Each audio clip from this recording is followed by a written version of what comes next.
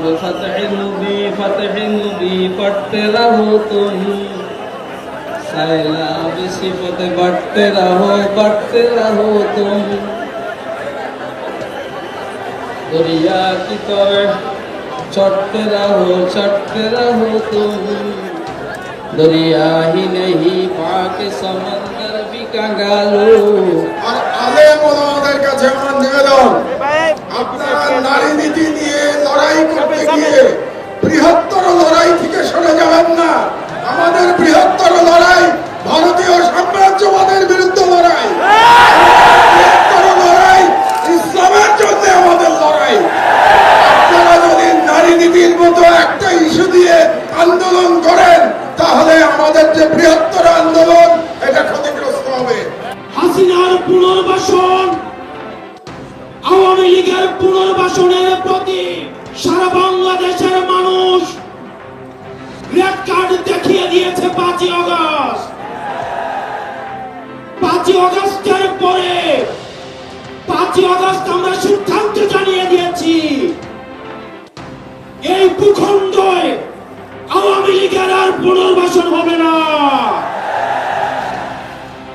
যে আওয়ামী লীগ আমাদের দাড়ি টুপিওয়ালা ভাইদেরকে বাইতুল মুকাররমের সামনে থেকে টেনে টেনে রাস্তায় নামিয়ে এনেছিল, সেই আওয়ামী লীগের আর পুনর্বাসন হবে না।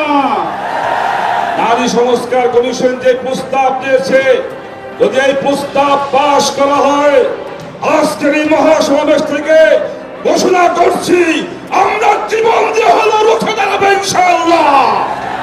সাপ্লাই রক্ত দিলাম আমরা, মার খেলাম আমরা, শহীদ হলাম আমরা, মামলা দিয়ে জেল খাটাইলো আমাদেরকে।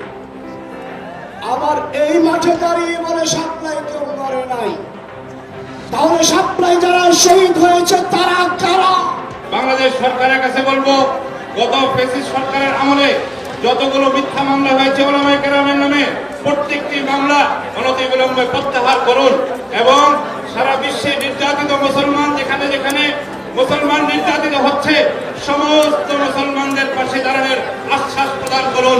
গাজা সহ হিন্দুস্তানে যে সমস্ত মুসলমান ভাইরা আমার অপদস্থ হচ্ছে, মজলুম এবং নির্যাতিত হচ্ছে, তাদের পাশে দাঁড়ানোর স্বাধীনতা সার্বভৌমত্ব যদি শেষ করার চক্রান্ত হয়, নতুন প্রজন্মের নতুন পয়গাম অতীতের কুলাঙ্গাররা পালাতে পেরেছিল, এবার যদি আক্রান্ত হয় স্বাধীনতা, ইসলাম একটাকে পালাতে দেওয়া হবে না, পালাতে দেওয়া হবে না। আমরা তো আজকে হেফাজতের মঞ্চ থেকে বলতে চাই, তথাকথিত প্রগতিবাদী নারীরা যারা নারী বিষয়ক সংস্কার কমিশনের সদস্য হয়ে মাননীয় প্রধান উপদেষ্টা বরাবর ইসলাম বিরোধী প্রস্তাবনা দাখিল করেছে, আল্লাহর দেওয়া পারিবারিক উত্তরাধিকার